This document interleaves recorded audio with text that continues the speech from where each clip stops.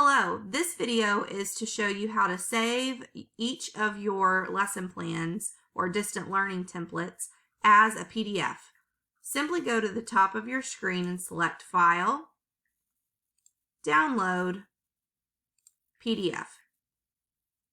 You'll be prompted to save your document. If you choose Portrait, it will be a one-pager.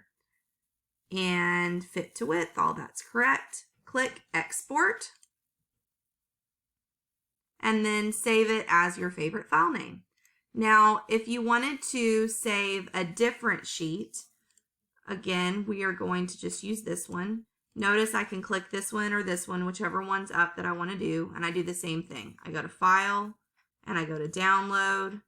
I click PDF, make sure it's on Portrait so it's an easy one-pager for parents, and then I click the Export button right here.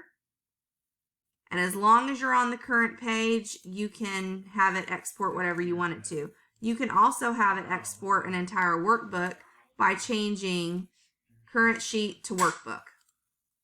That simple.